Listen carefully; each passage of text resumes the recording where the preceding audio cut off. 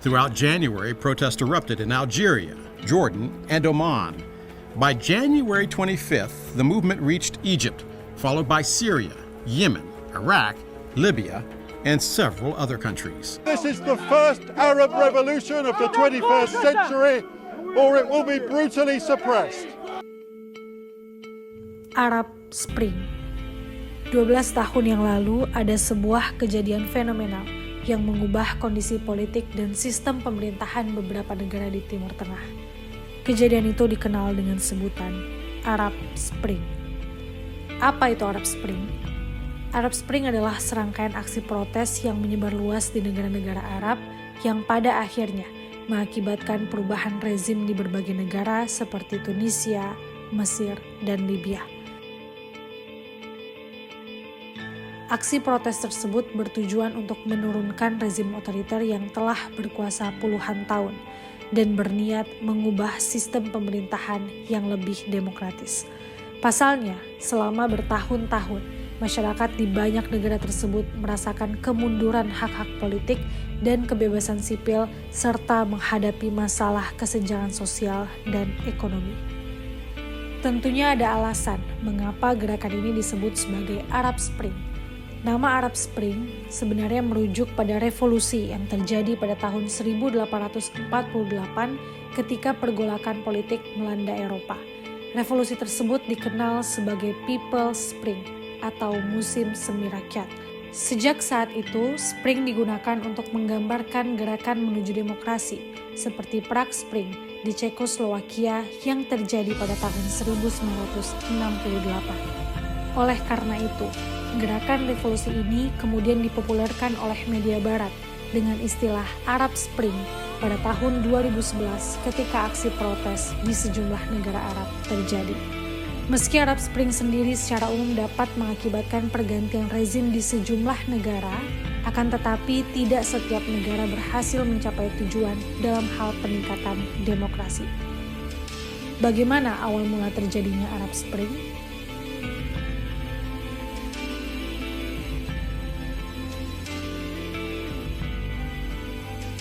Pertama, Revolusi Melati Tunisia.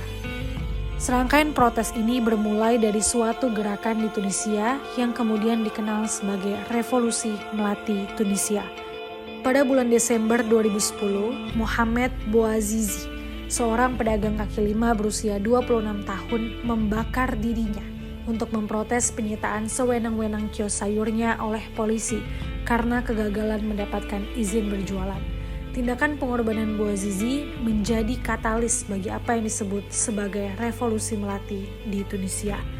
Pemerintah Tunisia berusaha untuk mengakhiri kerusuhan dengan tindakan represif terhadap para demonstran yang memenuhi jalan. Selain itu, mereka juga menawarkan konsesi politik dan ekonomi. Namun, banyaknya demonstran membuat aparat keamanan merasa kewalahan hingga memaksa Presiden Ben Ali mundur dan melarikan diri ke Arab Saudi pada 14 Januari 2011. Pada Oktober 2011, warga Tunisia berpartisipasi dalam pemilihan umum untuk memilih anggota dewan yang bertugas menyusun konstitusi baru. Seorang presiden dan perdana menteri yang dipilih secara demokratis mulai menjabat pada Desember 2011 dan sebuah konstitusi baru diumumkan pada Januari 2014. Pada tahun 2019, Tunisia menjadi negara pertama dalam serangkaian aksi Arab Spring yang menjalani pemindahan kekuasaan secara damai.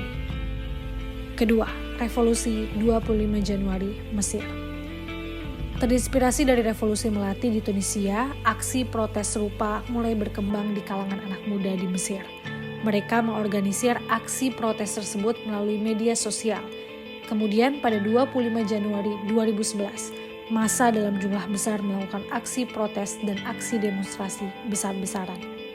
Massa yang berjumlah besar dan tersebar di seluruh negeri pun membuat aparat keamanan Mesir kewalahan, hingga pada akhirnya setelah demonstrasi yang terjadi selama beberapa hari dan serangkaian bentrokan yang terjadi di beberapa kota di Mesir, militer Mesir akhirnya menurunkan senjata.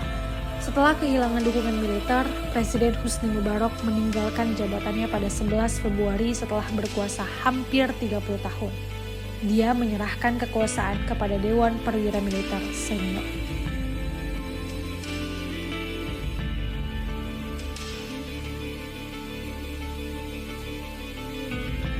Ketiga, Arab Spring di Yaman.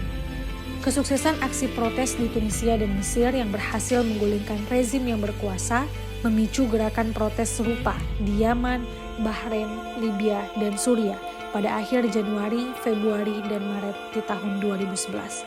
Hanya saja, aksi protes berikutnya tidak mengalami kesuksesan sebagaimana yang terjadi di Tunisia dan Mesir. Sebagian besar justru malah berujung pada pertumpahan darah antara kelompok oposisi dan rezim yang berkuasa. Di Yaman, aksi protes pertama kali muncul pada akhir Januari 2011 untuk menuntut Presiden Ali Abdullah Saleh untuk turun dari jabatannya. Sempat terjadi negosiasi antara penguasa dan oposisi, namun gagal dan malah terjadi bentrok. Akibat bentrokan tersebut, Presiden Saleh pun terpaksa meninggalkan Yaman untuk mendapatkan perawatan medis karena luka yang diakibatkan oleh serangan bom. Pada November 2011, Saleh menandatangani perjanjian yang dimediasi secara internasional yang menyerukan pengalihan kekuasaan secara bertahap kepada Wakil Presiden Rabuh Mansur Hadi. Sesuai dengan kesepakatan, Hadi segera mengambil alih tanggung jawab pemerintahan dan secara resmi menjabat sebagai presiden setelah mencalonkan diri sebagai calon tunggal dalam pemilihan presiden pada Februari 2012. Namun, karena tidak dapat memperbaiki kondisi atau menjaga stabilitas, pemerintahan Hadi menghadapi konfrontasi dan pemberontakan bersenjata yang pada tahun 2014 berubah menjadi perang saudara. Arab Spring kemudian berlanjut ke Bahrain. Protes massal yang menuntut reformasi politik dan ekonomi meletus di Bahrain pada pertengahan Februari 2011. Aksi protes itu dipimpin oleh aktivis hak asasi manusia Bahrain dan anggota mayoritas Syiah yang terpinggirkan di Bahrain.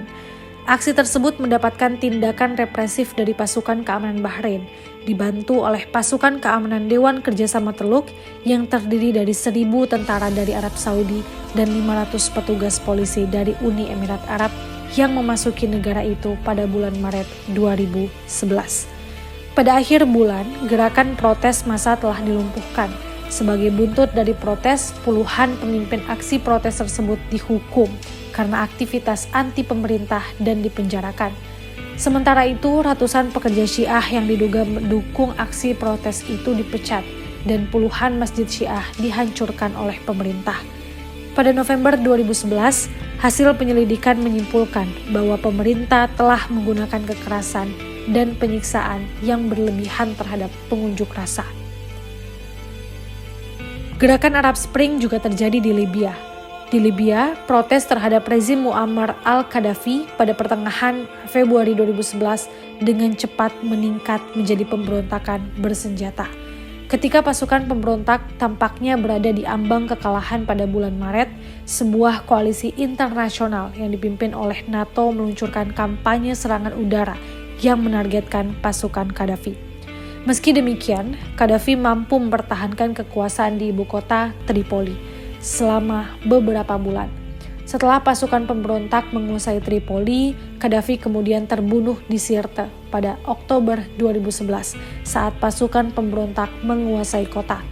Dewan Transisi Nasional yang dibentuk oleh pasukan pemberontak dan diakui secara internasional mengambil alih kekuasaan, tetapi perjuangannya untuk menggunakan otoritas atas negara memicu pecahnya perang saudara pada tahun 2014. Dampak Arab Spring menuntut Presiden Bashar al-Assad untuk mengundurkan diri. Aksi protes tersebut terjadi pada Maret 2011 dan menyebar ke seluruh negeri.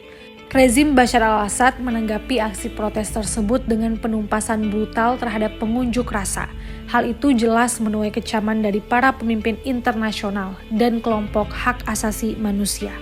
Sebuah dewan kepemimpinan untuk oposisi Suriah kemudian dibentuk di Istanbul pada bulan Agustus, dan milisi oposisi mulai melancarkan serangan terhadap pasukan pemerintah. Akhirnya, kelompok oposisi dan penguasa terlibat bentrok. Bentrokan di antara keduanya semakin parah, apalagi setelah disuapi oleh dana dan senjata dari beberapa negara saingan yang tertarik dengan hasil dari situasi tersebut. Memuncak dalam perang saudara yang menghancurkan dan krisis pengungsi besar-besaran yang mempengaruhi jutaan orang.